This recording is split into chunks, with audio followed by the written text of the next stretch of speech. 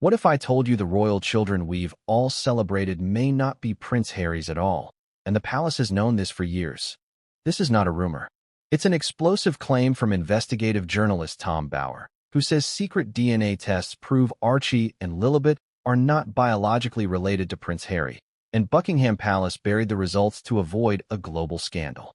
Tonight, we uncover the hidden documents, the whispers inside royal walls, and why this revelation could shake the monarchy to its very core.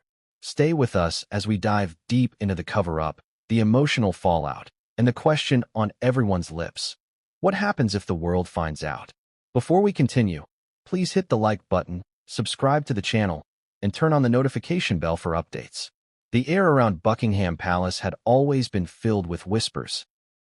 Polished courtyards swept clean of controversy on the surface, while beneath, rumors curled like smoke from an ancient fire that refused to die. But never before had a revelation struck the monarchy so savagely, so deeply, and with such potentially devastating consequences for its very lineage.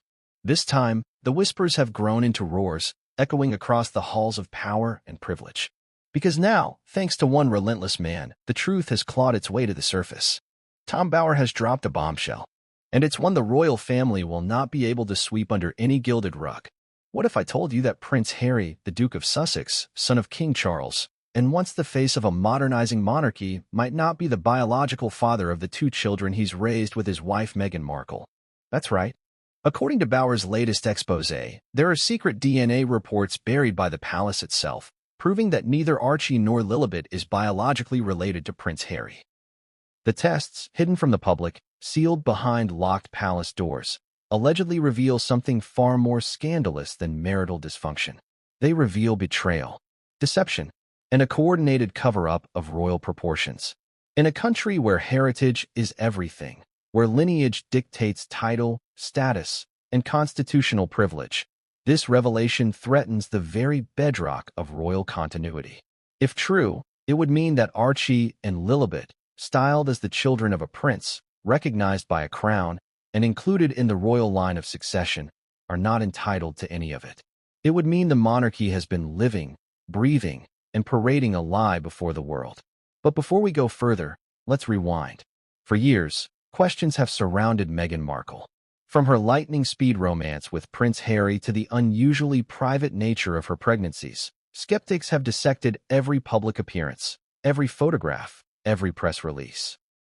Rumors of surrogacy, of staged photos, of inconsistencies in timelines, they've all simmered beneath the surface, kept at bay by media control and a terrified palace desperate to avoid another Diana-like scandal.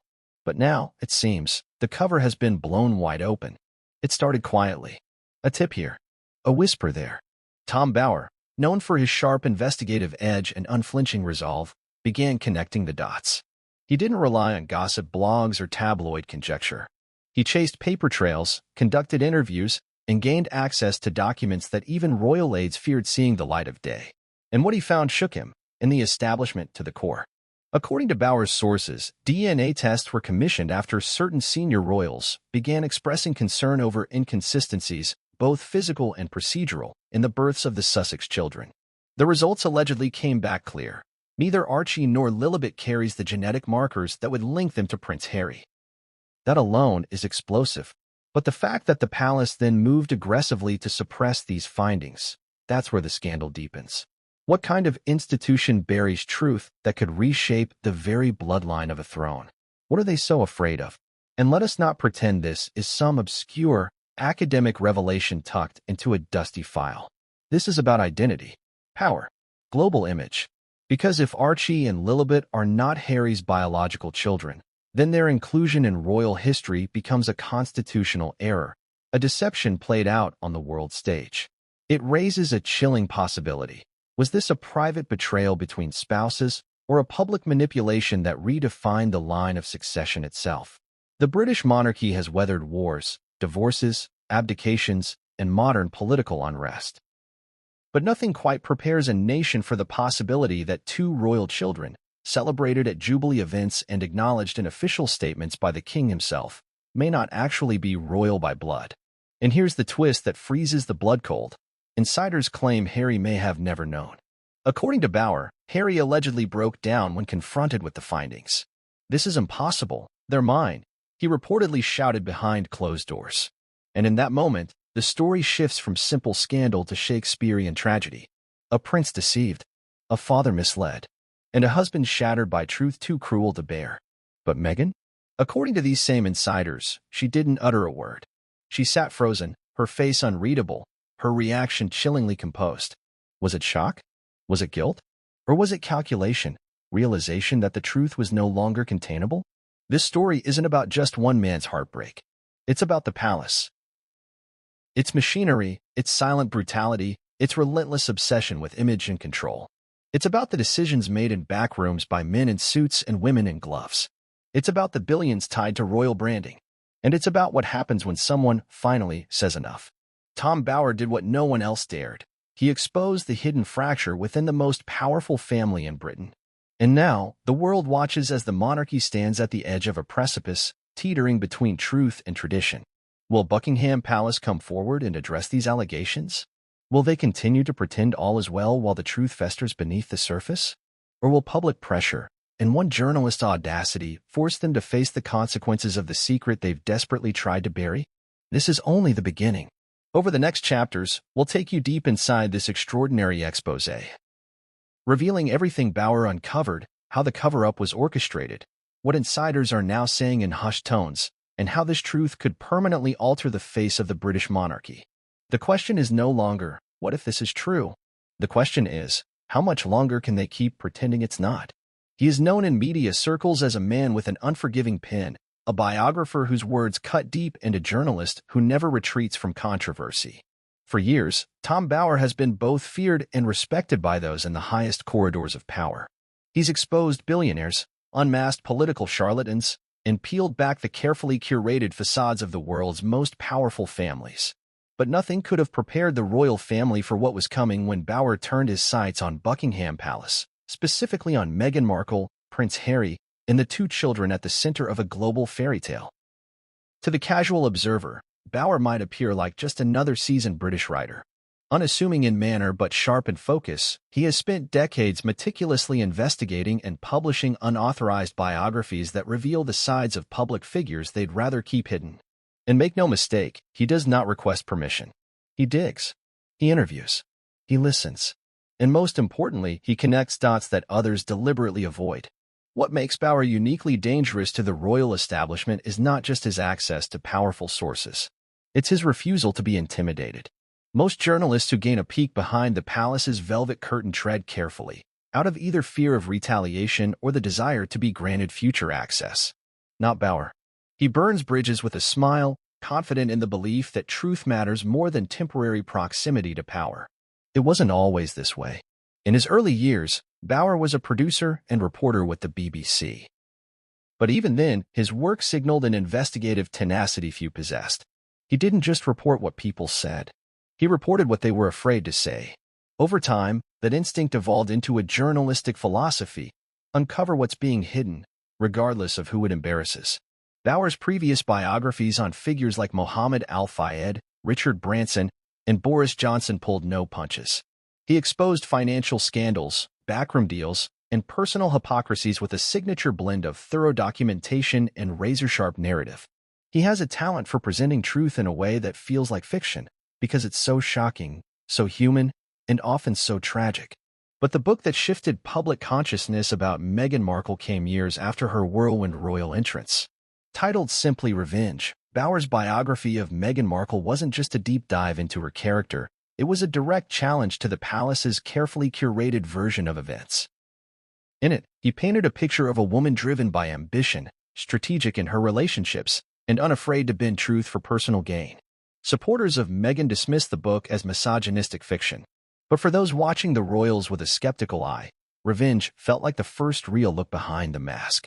What makes Bower's current exposé different, what elevates it from damning to seismic, is its focus not just on personality, but on paternity. His investigation began quietly, as most do. A former royal aide reportedly reached out to him in confidence, frustrated with what they described as a silent institutional deception. They claimed there were inconsistencies in the children's birth details, details that had raised red flags even inside the palace. According to this whistleblower, Whispers about DNA tests had circulated for months. But no one wanted to speak out. No one, that is, except Tom Bower. From that first tip, Bower began assembling a map. Who had access to the test results? Where were the children born? What doctors were involved? Why were certain details about the births, especially Lilibet's, so strangely vague? Why had no photographs of Meghan leaving a hospital ever surfaced? And why had the Queen been informed of Lilibet's birthdays after the announcement went public, despite protocols demanding the monarch be told first? These weren't just tabloid questions. They were the kinds of details that, when combined, pointed to a deliberate effort to keep the truth obscured. And for Bower, the inconsistencies were just the beginning. His next move was to identify medical professionals rumored to be involved. While most declined to speak, one anonymous source, reportedly connected to a private lab used for VIP clients, confirmed a shocking detail. A test had been ordered to determine Prince Harry's biological connection to both Archie and Lilibet. And the results, they claimed, were not what the palace had expected. Here, Bower faced a crossroads. He could sit on the information, try to get official confirmation through legal or medical documents, which would be next to impossible given royal protections. Or he could go public with the weight of his interviews, his research, and his reputation. He chose the latter. Critics accuse him of exploiting pain for profit, but his defenders insist he's doing what the mainstream media is too cowardly or too compromised to do. They argue that Bower's work is not about hatred of Meghan Markle. It's about the pursuit of truth in a system that thrives on smoke and mirrors. This brings us to the heart of the storm. Why Bower is now being viewed as the palace's worst nightmare. It's not just that he's publishing claims that could delegitimize royal children. It's that his work is forcing the monarchy to confront a reality it had successfully avoided for years, the fragility of its public trust. The monarchy survives not because it is elected, but because it is believed. Believed to be pure. Believed to be honest. Believed to represent a bloodline that stretches back generations. Strip away the illusion, and what remains? Bower understands this. He understands that what he's doing isn't just reporting, it's dismantling. Piece by piece, word by word, he is tearing at the curtain that shields the Windsors from accountability. And he is not finished. According to sources close to his research, Bower is in possession of transcripts, audio, and internal messages from individuals within the royal household. They reportedly confirm that senior aides not only knew about the DNA tests, but actively suppressed them. Some went so far as to pressure media outlets not to investigate further. Others created diversionary narratives, leaks about Harry's book, rumors about Kate and Meghan feuding, anything to draw public attention away from the burning question: whose children are they? The palace is no stranger to scandal, but it is not built to withstand betrayal of this magnitude. In the past, when royals faltered, the crown leaned on tradition. When Diana died, it leaned on grief. When Andrew fell, it leaned on silence. But in this case, no strategy seems sufficient. Because Bower has done more than expose a family drama. He's exposed a constitutional crisis. If Archie and Lilibet are not Harry's biological children, and if this was known and covered up by the institution, then the entire line of succession has been tainted by fiction.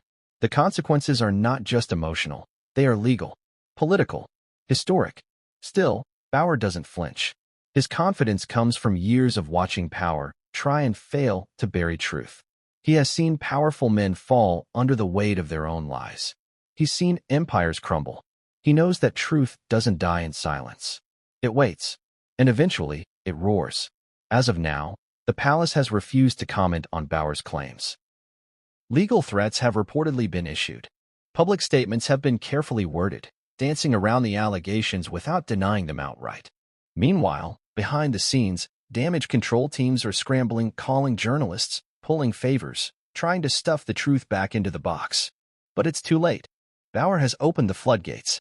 And whether or not every detail can be proven in court, the court of public opinion has already begun deliberations. The question now is not just what else Tom Bower knows. It's what the royal family is willing to do to keep him quiet. It didn't begin with a grand conspiracy. It began with a question, quiet, dangerous, and whispered behind locked doors. Why don't they look like him? The murmurs started subtly, innocently enough. A family member, perhaps a friend, glancing at the photos of baby Archie and later, Lilibet, and noticing details that didn't quite match. The eyes, the nose, the structure of the face.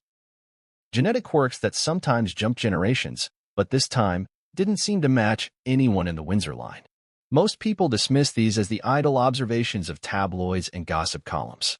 But behind the gilded doors of Buckingham Palace, where image and legacy are guarded with military precision, such whispers were taken seriously. Because this wasn't just about how the children looked. This was about inheritance, about blood, about the very DNA that underpins the legitimacy of the British monarchy. According to Tom Bower's explosive investigation, the suspicions weren't just quiet discomfort, they were mounting concern, felt by multiple high-ranking insiders. These weren't trolls on social media. These were people who had served the crown for decades, who understood the rules of royal succession better than most constitutional lawyers. And according to them, something didn't add up. The timeline of events had long been strange. Meghan Markle's first pregnancy was announced suddenly, while on tour in Australia. The palace claimed she was 12 weeks along. And yet, within a month, the size of her baby bump began to vary wildly in public appearances. Photos from different angles on the same day showed inconsistent profiles. At one event, a member of the press captured her bending down in a way that sparked an explosion of online theories. Some speculated she was wearing a prosthetic bump. Others accused her of using a surrogate. The palace never addressed any of it, because they didn't have to. Royal tradition doesn't demand transparency about medical matters. That silence, however, became the perfect camouflage. But silence only works until it stops protecting those who need it most. According to Bower, the first internal inquiry began around the time of Archie's christening. Several staff members noticed Meghan's refusal to share the name of the attending doctor, a break from protocol. Even more strange, the official birth certificate was signed by a name unrecognized by the usual team of royal physicians. When questioned, Meghan reportedly claimed the hospital used an outside specialist due to privacy concerns. But then came the oddity. No photos of her leaving the hospital. No witness accounts. No documented visits by royal staff. Nothing. For a family obsessed with ceremony, it was a blaring red flag. Still, the royal family, protective of its image and of Harry himself, tried to ignore these irregularities. That is, until Lilibet was born. This time, the inconsistencies were too large to ignore. The announcement of Lilibet's birth came in a press release sent from California, not from the palace. The Queen reportedly learned about her great-granddaughter's arrival at the same time the public did. There was no confirmation from British medical officials. And again, no photos. No discharge statement. No verified timeline. A birth occurred, we were told. But the details surrounding it were sealed tighter than the royal vaults. Tom Bower, whose network of informants stretches across both the UK and the US, claims that in the aftermath of Lilibet's birth, a private DNA test was quietly commissioned. According to two sources close to the royal medical circle, the order didn't come from Meghan or Harry, but from a senior royal, alarmed by what they had begun to piece together. The test, Bower alleges, was ordered through an anonymous third party and conducted at a discreet lab known for handling celebrity clients. The goal? To confirm biological parentage. Specifically, to determine whether Prince Harry's DNA matched either of the two children the world believed to be his. The samples were reportedly obtained through medical intermediaries. No one within the public eye was directly involved. But those close to the matter say the process was carried out with clinical precision, and the results were devastating. According to the report seen by Bower's contacts, neither child had genetic markers consistent with Harry's. There was no match, no paternal connection. The man who believed himself to be their father, who had introduced them to the world as his own, was not genetically linked to them at all. It's here that the story shifts from secrecy to full-scale institutional panic. Bower's account reveals that once the results were reviewed by palace officials, an emergency meeting was convened. This was not a briefing. It was a crisis summit. Attendees allegedly included senior advisors, private secretaries, and two top members of the royal legal team. The question on the table wasn't just what to do about the results. It was how to ensure they never saw the light of day. First, the documents were physically secured. According to Bower, the original lab report was retrieved and placed in a confidential palace file, accessible only to a small group of individuals. Digital traces were purged. Any lab staff aware of the test outcome were either transferred or signed to new NDAs. The entire operation became a black file, something that, in intelligence terms, means it officially does not exist. But problems remained. What if the lab spoke out? What if someone leaked the data? What if Meghan herself went public before the palace could control the story? These weren't idle fears. The palace had seen firsthand what uncontrolled narratives could do. Princess Diana's famous Panorama interview nearly upended the monarchy in the 1990s. If the public discovered the palace had hidden DNA results about two royal children, the monarchy might not survive the outrage this time. So they decided to bury it. Bauer's investigation reveals how this cover-up unfolded step by calculated step. Key members of the press were contacted under the pretense of protecting the children's privacy. Stories that flirted too close to questions of parentage were quietly pulled or edited. Palace-approved sources leaked misleading stories about Harry's deep bond with the children, designed to emotionally anchor the public and dismiss any suggestion of doubt. Social media platforms were also pressured, Bauer claims. Accounts questioning the narrative were reported and removed. Algorithms were allegedly manipulated to downrank posts about Meghan's pregnancy anomalies. The goal was not just suppression, it was complete erasure of any alternative storylines. Meanwhile, Harry remained in the dark. Multiple sources, including two of Bauer's most senior informants, allege that Harry was never shown the full report. He was told, vaguely, that certain questions were being handled, and that rumors about his children were the work of tabloids seeking to destroy his family. They say he believed it. He trusted the palace, ironically, the same institution he would later claim drove him and Meghan away. It wasn't until months later, after the couple had fully settled in Montecito, that Harry was reportedly presented with the truth. The account is heartbreaking. According to one insider, Harry was summoned to a private Zoom meeting by a legal advisor linked to the royal household. There, without warning or emotional cushioning, the findings were explained. At first, Harry allegedly laughed, believing it was some kind of twisted prank. When the gravity of the situation set in, he reportedly began to cry, shouting, "This is impossible. They're mine. They're mine." He demanded further testing. He requested the names of the doctors involved. But those details were now locked, buried under legal walls too high for even a prince to climb. His trust shattered. His world crumbled around him. And Meghan? She was present during the meeting. She said almost nothing. According to Bauer's contacts, she neither denied nor confirmed the findings. She simply listened, then walked away when Harry began to scream. Later, she reportedly told aides the results were a politically motivated attack and refused to cooperate with any further inquiries. The fallout was immediate and devastating. Harry's mental health reportedly declined rapidly after the revelation. His relationship with the remaining members of his family, already strained, became near non-existent. And the palace, eager to protect the institution, began rewriting the public narrative. Positive stories were pushed into the press. Meghan's PR team went into overdrive. Appearances were made. Smiles were shown. But behind the scenes, the monarchy was preparing for the worst. And Bauer? He wasn't done yet. In the days following the quiet delivery of the DNA results, Buckingham Palace entered what insiders now call a code black. No external communications. No public statements. Just silence and crisis management on a scale they hadn't seen since Princess Diana's death.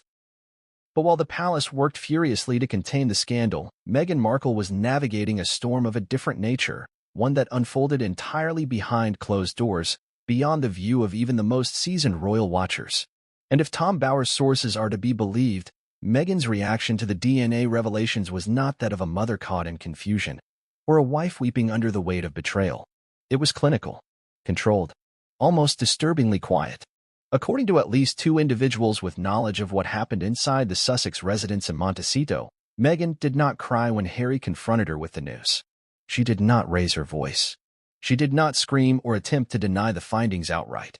In fact, she reportedly said very little at all. She just went still, one insider told Bauer. It was like she froze. She blinked once or twice, then calmly asked Harry where he got the information. When he said it came through the palace, she said, "Of course it did." Then she left the room. To the outsider, this may sound like composure, but to those closest to Meghan, it was a warning sign. Because Meghan Markle, as many of her former colleagues and associates have described in Bauer's past works, is never without a response. She is strategic, measured, always calculating what comes next. So, her silence wasn't confusion, it was strategy. The deeper Bauer went into his investigation, the clearer it became that Meghan had been preparing for this possibility long before the truth was laid bare. According to one former royal aide, she had already crafted a response plan, anticipating that at some point, questions about the children's parentage might surface. That plan allegedly involved deflecting attention to media, racism, invoking mental health struggles, and framing any scrutiny as an extension of Britain's systemic bias against her. The moment the DNA scandal hit, she was ready to activate the narrative. But before she could go public, she had to survive the war inside her own home. According to Bauer's sources, Harry was inconsolable for days after the revelation. He refused to speak to anyone except his therapist. He allegedly wandered the halls of their mansion, replaying old moments, old memories, trying to convince himself it was all a mistake. He watched videos of himself playing with Archie, listened to audio clips of Lilibet babbling from the crib. He asked the same question over and over again. How could she do this to me? And Meghan's response? Not rage, not remorse, but detachment. She didn't try to comfort him, said one Montecito staffer who allegedly witnessed the fallout. She told him he needed to control his emotions and think about the bigger picture. She warned him that any public breakdown would only hurt their brand. The term brand seemed particularly chilling to those around them. Because to Meghan, their life together had always been bigger than just marriage. It was an image, a movement, a marketable identity that generated millions in media deals, endorsements, and philanthropic partnerships.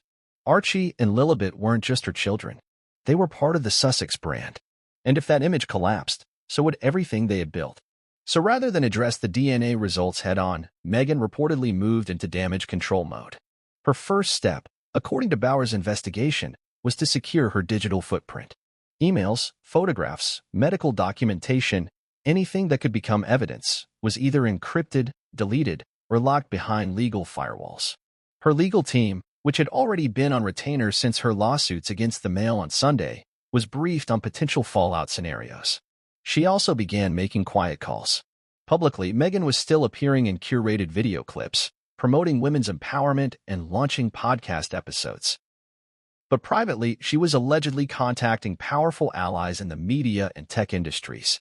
According to sources in Los Angeles, Meghan warned them that a dangerous and unverified story was about to emerge, and that it was racist, misogynistic, and designed to destroy a woman of color who dared to challenge the establishment. It was a masterstroke of narrative control. By framing the DNA revelations as a personal and political attack, Meghan created a firewall. Journalists who might have investigated further now feared being labeled bigots. Editors hesitated.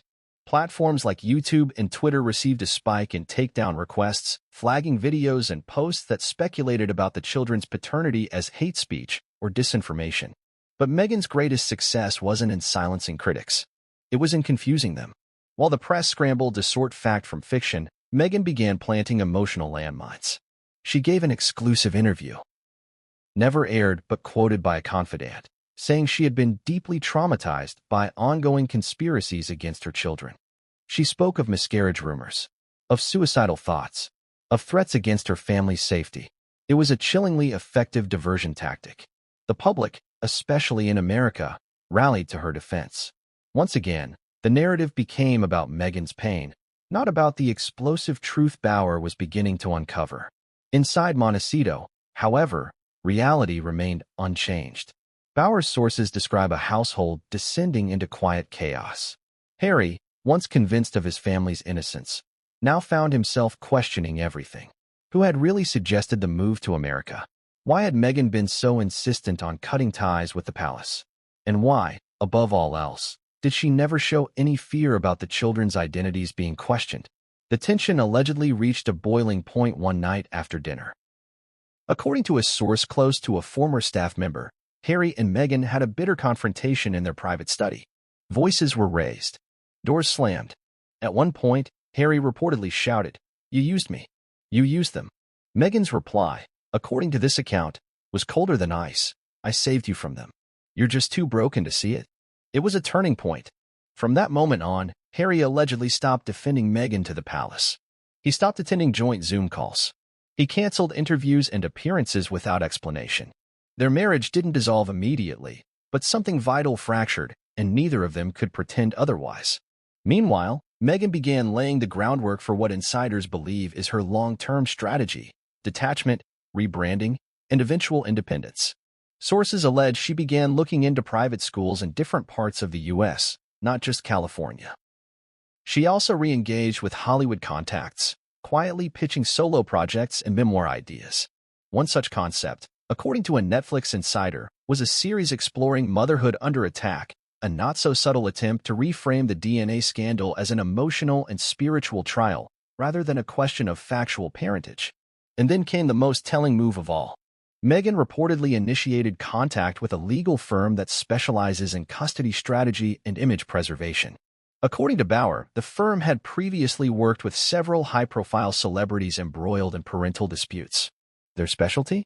Ensuring that one parent retains narrative and legal control over the children, even if the biological facts are contested. In plain terms, Meghan was preparing for the worst. As the walls closed in and Bauer's findings began leaking into underground forums and alternative media, Meghan knew that the world was no longer under her thumb. She could spin the narrative, delay the backlash, but she could not stop what was coming. And still, she never admitted the truth. Not to Harry, not to the palace, not even to her closest friends. Instead, she offered silence, controlled fury, and masterful deflection. To some, it was the behavior of a wronged woman under siege. To others, it was the final act of a carefully constructed deception. He had been called many things by the public: rebel prince, despair, soldier, husband, father, exile. But in the days following the DNA revelation, Prince Harry became something else entirely, a man stripped of his identity. According to multiple sources interviewed by Tom Bauer, what unfolded behind the doors of Harry and Meghan's Montecito estate wasn't just emotional collapse, it was something far deeper, far more harrowing. It was the disintegration of a man's very sense of reality. The beginning was disbelief. When the results were first presented quietly, without press, without ceremony, Harry reportedly sat in stunned silence for several minutes. The legal aid, brought in by the palace, tried to walk him through the findings. Terms like no paternal match, unconfirmed genetic lineage, and zero biological consistency were read aloud. But none of them landed. He simply stared at the screen, blinking, not speaking. And then he broke. "This is impossible. They're mine," he reportedly muttered. Then louder, "They're mine," over and over, as if saying it enough times might undo the truth. As if sheer conviction could overpower science. To those who've known him closely, Harry has always been emotionally raw beneath his defiant exterior. He never truly healed from the trauma of losing his mother. And since stepping away from the royal family, he'd clung to the narrative that Meghan and the children had given him the family he always dreamed of, the one he'd lost as a child. But now, with the DNA results in his hands, even that story was ripped away. According to one aide who witnessed part of the fallout, Harry collapsed into a chair, covering his face. For hours, he didn't move. He refused food. He didn't answer phone calls. And when Meghan attempted to console him, he reportedly pushed her hand away and said, "Please, just tell me this is a lie." But she didn't, because she couldn't. That moment marked the beginning of a psychological spiral. Bauer's sources claim that Harry began exhibiting signs of acute emotional distress, pacing the house late at night, speaking to himself, and retreating from even his closest staff. On more than one occasion, he reportedly took long drives alone down the California coast, leaving behind his phone and security detail. He wouldn't say where he was going. He wouldn't say when he'd return. All he said was, "I need to think." Insiders say those drives became a daily ritual, an escape from a home that now felt haunted by unanswered questions. He stopped attending Archie's activities. He missed scheduled virtual meetings with charities he once championed. He pulled out of events without explanation, even as Meghan continued smiling for the cameras and posting filtered moments online. The disconnect between them had become a chasm. Bauer's investigation reveals that Harry even reached out, privately, to his therapist in the UK, the same one he had credited during his Netflix documentary as helping him through trauma. He scheduled daily video sessions. During one of those calls, according to a royal insider briefed after the fact, Harry reportedly admitted, "I feel like I've been living someone else's life. Like I woke up in a dream that isn't mine." The emotional toll wasn't just internal. It became physical. Staff in Montecito began noticing changes in Harry's appearance. He lost weight. His face grew pale and sunken. He stopped shaving regularly. Some days, he didn't leave his bedroom until nightfall. One source claimed he even removed all framed photographs of the children from his study. He couldn't look at them, the source said. He didn't know what was real anymore. For Harry, the deepest wound wasn't the deception itself, it was the doubt. The horrifying, consuming doubt that maybe, just maybe, he had never been in control of his own life. That he had been led down a path not just of exile, but of illusion. That everything he thought he was protecting was never real to begin with. The question he asked most frequently, according to Bauer's investigation, was when did she decide to do this? Not why, not how, but when. Because the timeline mattered to him. Had it happened before their wedding? Was it a mistake? Was it an act of desperation? Or was it deliberate? He needed to know whether it had ever been real. He never got an answer. Meghan, as Bauer repeatedly points out, refused to engage in conversations that explored guilt or deception. She told Harry he needed to focus on healing, to stop obsessing over things that can't be changed. But to Harry, that was an admission in itself. And it shattered him. One night, the breakdown reached its peak. According to two sources, one from the Sussex household, the other from a local responder familiar with the incident, Harry locked himself in his home office for nearly 6 hours. Meghan, concerned by his silence, reportedly called a private mental health professional who had worked with him before. But it wasn't enough. He emerged, disheveled and shaking, and allegedly told Meghan, "I want another test. From my own doctor. Not theirs. I want the truth. I want it, even if it destroys me." But the problem, as Bauer outlines in disturbing detail, is that he may never be allowed to get that truth. Custody loss. Sealed birth records. Legal jurisdiction spanning 2 nations. Meghan's refusal to cooperate. The palace's silence. All of it formed a labyrinth from which there was no clear exit. And Harry, surrounded by smiling photos, memory-filled toys, and media headlines branding him as a loving father, began to feel as though he was performing in a stage play that had already ended. His relationship with Meghan began to collapse inward. According to Bauer's intelligence, they began sleeping in separate bedrooms. Harry spent more time with the dogs, with his old military contacts, even secretly reaching out to former royal staff he hadn't spoken to in years. He was looking for something, perhaps a friend who'd confirm it wasn't all in his head. That someone else saw the cracks too. He found some sympathy in Princess Eugenie, Bauer suggests. Long known to be one of Harry's few remaining connections within the royal fold, Eugenie allegedly urged him to return to the UK for a quiet reset. But he couldn't. Not yet. Not while questions still hung in the air. And then came the turning point. During a therapy session, one Bauer claims was quietly recorded for documentation purposes, Harry allegedly broke down and said something no one expected. What if they were never mine? What if this was all just a story she needed me to believe? It was that moment, Bauer believes, when the final wall fell. Not the wall between Harry and Meghan, but the one between Harry and the version of himself he thought was real. After that day, things changed. Harry began disengaging from family life. He became more withdrawn in public. When asked by friends how the children were doing, he reportedly responded, "They're fine," without elaboration. He stopped correcting people when they called him dad. He smiled less, laughed less. And during one private conversation with a former army comrade, he allegedly said, "The hardest part isn't losing them. It's not knowing if I ever had them at all." And so he waits. For what? No one knows. For the palace to speak out? For Meghan to finally confess? For a document to emerge, unsealed, proving the truth once and for all? Or maybe, as Bauer suggests, he waits for something even simpler. A moment of clarity. A sign. Anything to tell him whether the life he built was ever real, or whether he was just a prince caught in someone else's game. When the message reached King Charles III, it did not come in the form of a press clipping or a panicked aide rushing down the marble corridors of Buckingham Palace. It arrived quietly via a trusted legal advisor who had long served the royal household, a man who rarely dealt in drama and whose presence was only summoned in moments of true institutional crisis. The contents of that message were stark, irrefutable, and chilling in their implications. The DNA results had come back, and neither Archie nor Lilibet shared a biological connection to Prince Harry. What followed inside the palace was nothing short of a reckoning. According to Tom Bauer's investigation, the moment Charles was informed, the atmosphere inside Buckingham Palace shifted. Gone was the usual air of carefully managed decorum. In its place was something colder, heavier, and almost suffocating silence. For the king, it wasn't merely a family scandal. It was a constitutional earthquake. His lineage, his bloodline, was now at the center of the greatest potential deception in modern royal history.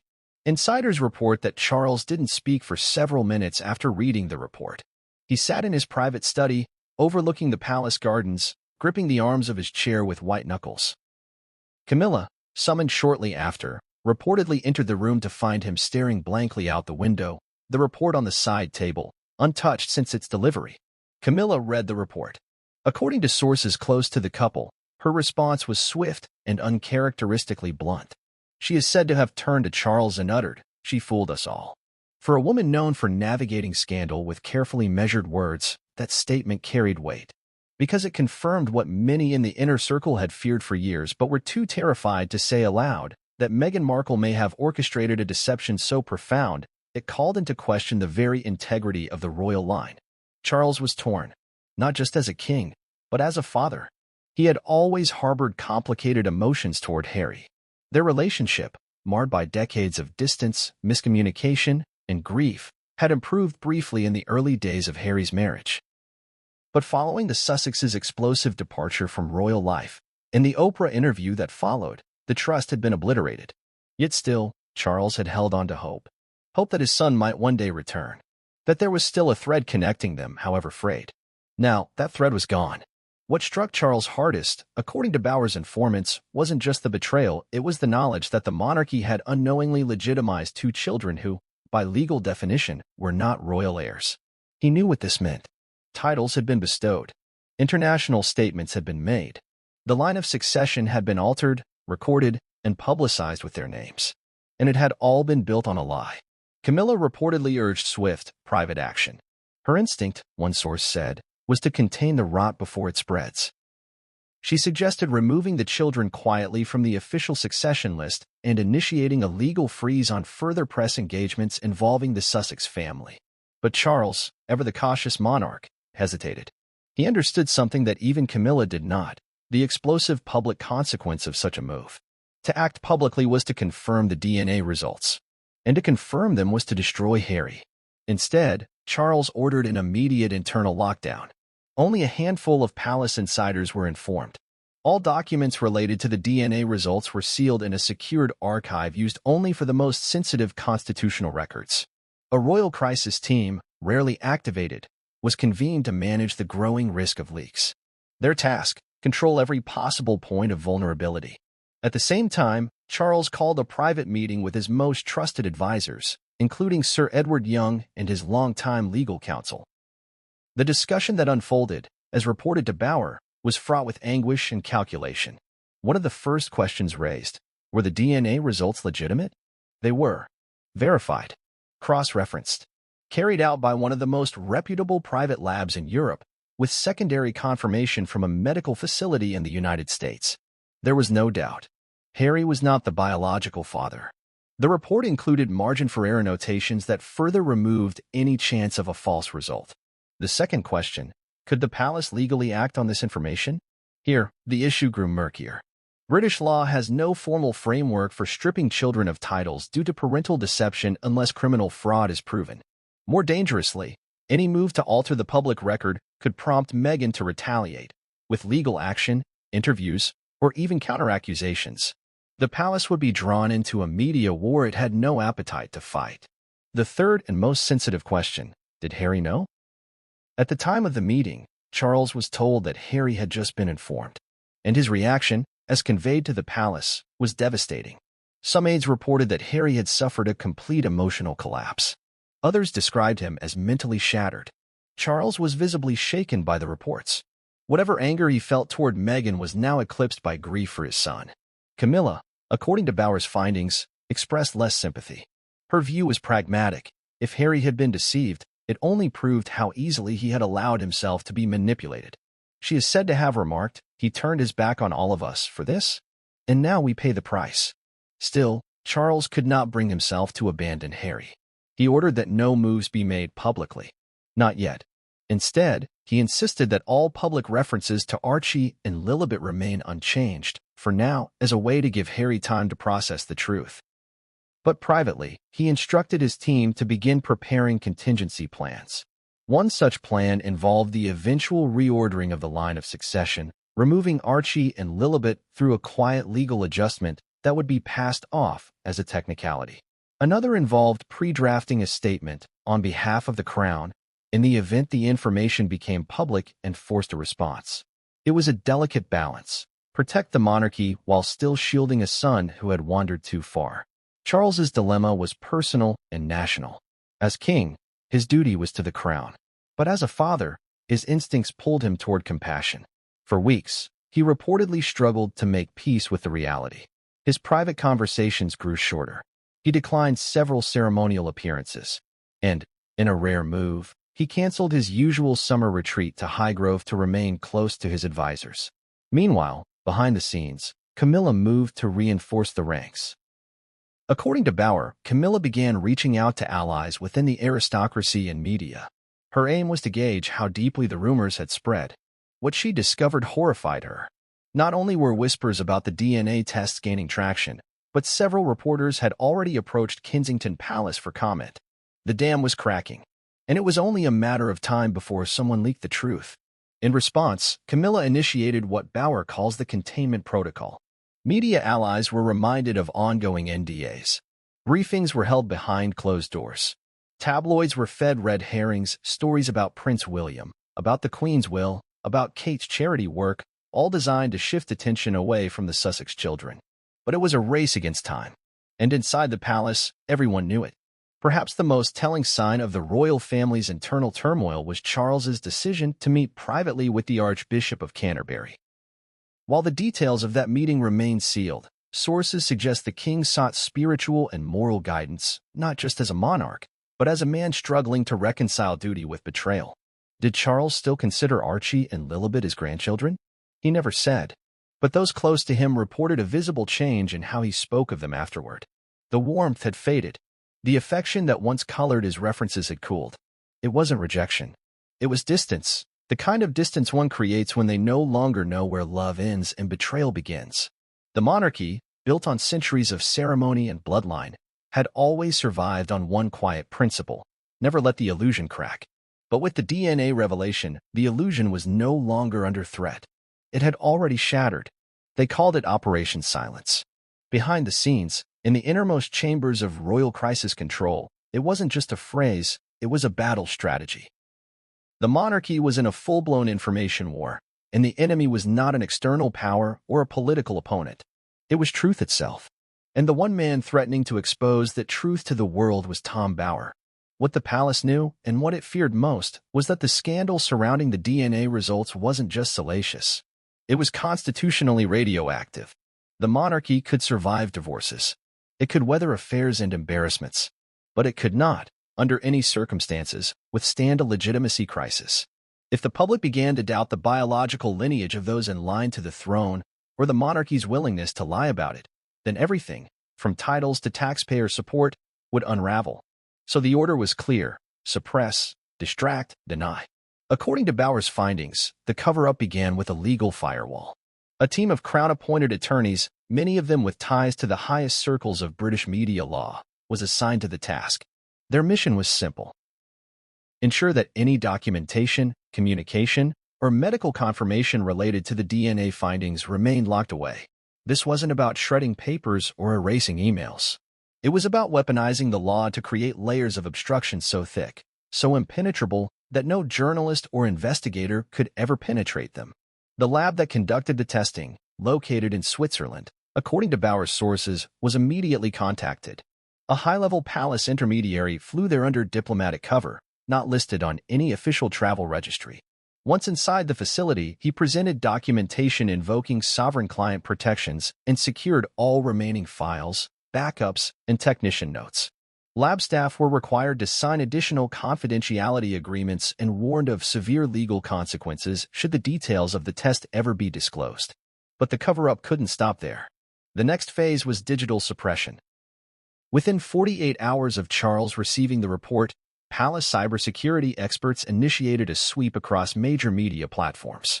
Working through intermediary firms in the UK and US, They submitted takedown notices targeting specific search keywords: Archie not Harry's son, Lilibet DNA test, Tom Bower royal DNA scandal. Dozens of YouTube videos, Reddit threads, and Twitter accounts were either shadow banned or outright deleted. The justification? Misinformation, hate speech, privacy violations. Platforms complied. After all, the royal family wasn't just a cultural institution, it was a global brand with powerful corporate alliances. And these platforms had every reason to avoid being the target of royal wrath. Next came the media manipulation. The palace's press office, under the direction of senior communications strategist Sir Clive Alderton, initiated what insiders now refer to as the Great Distraction Wave. Leaks were seeded into friendly newspapers, subtly steering public interest away from the Sussex children and toward less threatening royal gossip. A fake feud between Princess Charlotte and her nanny. Rumors about Prince Edward's financial investments. Speculation about a secret diary left behind by the late Queen. Each of these stories, while baseless, was designed to dominate headlines just long enough to drown out any murmurs about the real issue. And it worked, temporarily. Bower, however, was not so easily distracted. Even as mainstream media backed away, he pressed forward, publishing damning quotes from royal staffers and teasing documents he had allegedly reviewed. This prompted the palace to initiate its most aggressive phase of Operation Silence: direct intimidation. According to Bower, two of his sources, both former palace employees, received sudden, unexpected visits from government officials. These weren't police officers. They were well-dressed men with vague credentials, asking polite but pointed questions. In one instance, a woman who had worked in the communications office was told her pension could be re-evaluated if she continued speaking to the press. In another, a junior medical staffer who had witnessed the logistics of the DNA testing was offered a lucrative consulting position abroad, on the condition she cut all ties with the UK press.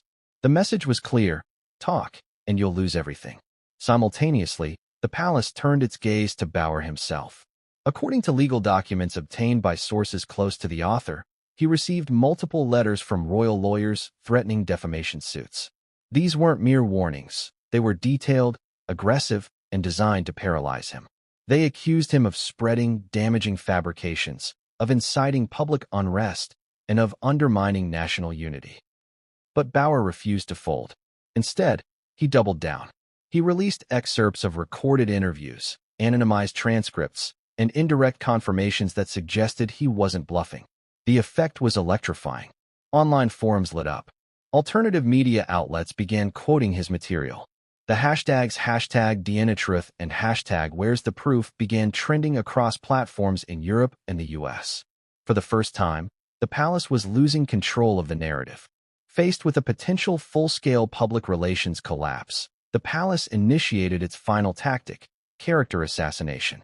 Sources inside the communications wing began crafting what would become a targeted smear campaign. The aim? Discredit Bower before the general public could believe him. Leaked documents were sent to tabloids hinting at past disputes Bower had with previous subjects of his books. Anonymous former colleagues emerged in editorials describing him as unstable or motivated by personal vendettas. Old social media posts were dredged up, out of context, to frame him as partisan and reckless.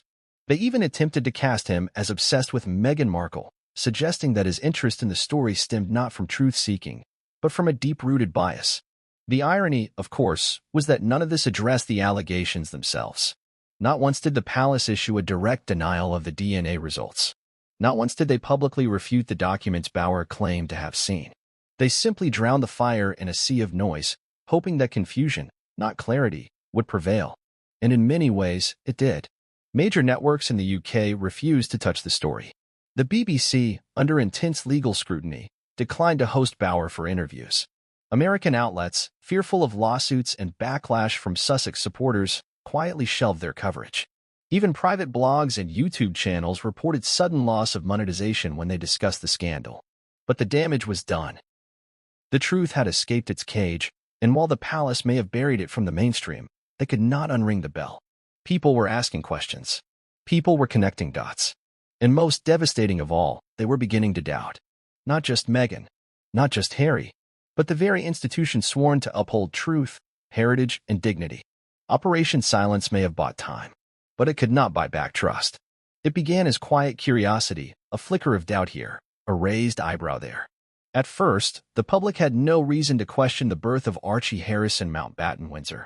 He was the long-awaited child of Prince Harry and Meghan Markle, the first biracial royal baby in the modern British monarchy. The announcement was met with celebration, flags waved in streets, and international headlines rejoiced at what many called a new era for the royal family. But then came the inconsistencies. Small at first, easy to dismiss. A photo of Meghan with a suspiciously high baby bump. A public appearance in which the bump appeared to shrink overnight. An unconfirmed hospital discharge. No photos of Meghan entering or exiting a medical facility. No official list of doctors. No traditional photo op on the hospital steps. Not even a basic press briefing. Just silence and a tightly curated photo of the newborn, swaddled in white, held protectively by two proud but noticeably nervous parents. Royal watchers, especially those who had followed births in the family for decades, immediately sensed that something was off. It wasn't just that Meghan and Harry had chosen a more private approach. It was that this privacy seemed manufactured, forced, too clinical, too deliberate. And most disturbingly, it seemed to lack the natural warmth of a couple welcoming their first child.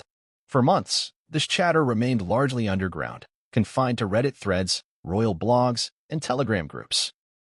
The mainstream media ignored it, branding such speculation as invasive and offensive. But the whispers didn't stop. They grew louder with time. The birth certificate, when finally released, raised more eyebrows.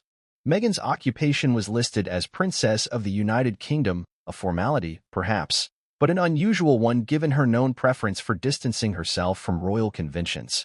The attending doctor listed had never been seen at previous royal births, and journalists familiar with the royal rota confirmed they had not been informed of any hospital movement during the birth window. There was no motorcade, no security sweep, no photographic evidence that Meghan had ever been admitted for labor.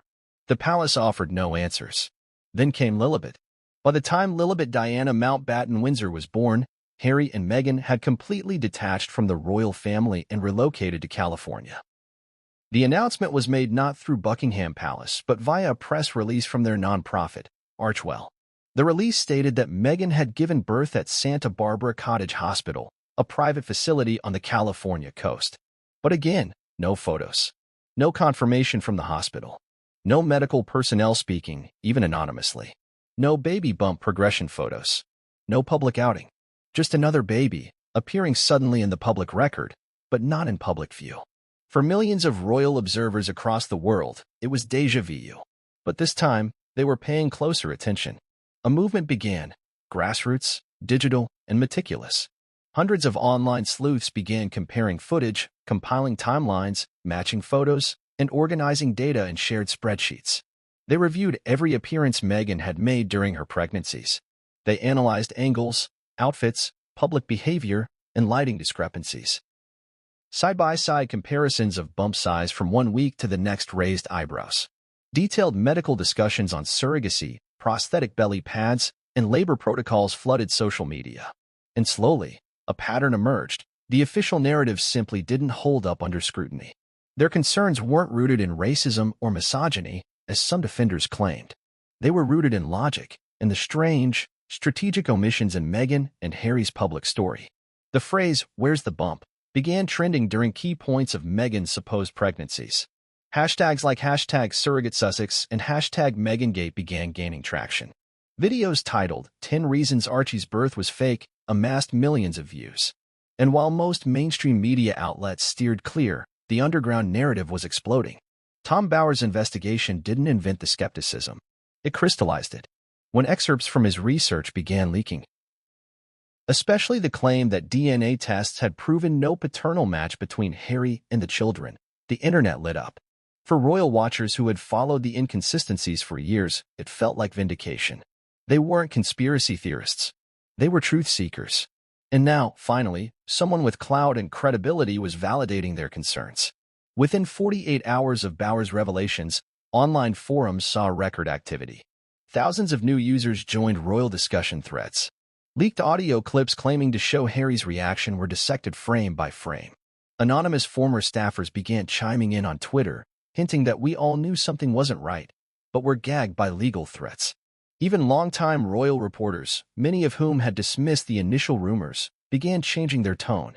Several appeared on podcasts or wrote vague columns implying that certain questions about the Sussex children remain unresolved. It was a subtle pivot, but it was happening nonetheless. The media tide was turning. What struck the public most, however, was the palace's refusal to deny the allegations. Not once had Buckingham Palace issued a formal statement refuting the DNA claims. Not once had they held a press conference or offered proof of maternity or paternity. Not once had they explained the lack of transparency around the births. Their silence became its own kind of confession. This silence, paired with Meghan's refusal to answer direct questions, only fueled the growing suspicion. Why won't they just show the birth certificates? Why not release hospital photos? Why haven't we seen a single family photo with hospital staff or attending physicians? Why, in a family that thrives on tradition and spectacle, was the Sussex baby story treated like a state secret? The questions kept coming, and the answers never arrived. Even more curious was the response from Prince Harry himself.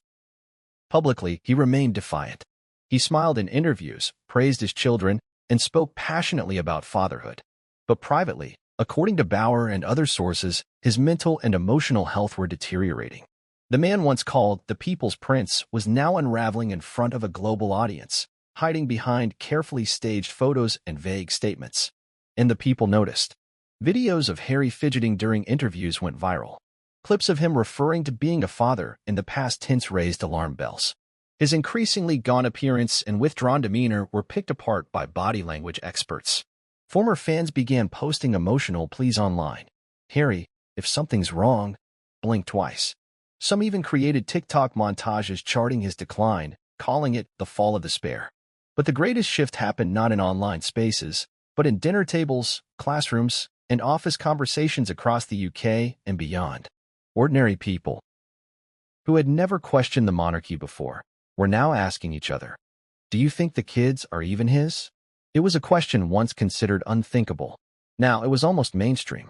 A poll conducted shortly after Bauer's initial exposé found that 38% of respondents believed there may be truth to the claims that the Sussex children were not biologically Harry's. An astonishing 19% believed the palace was actively hiding information about the births. For an institution that depends on unwavering public trust, those numbers were catastrophic. The monarchy, once an untouchable symbol of heritage, now seemed like just another elite institution hiding secrets from the people.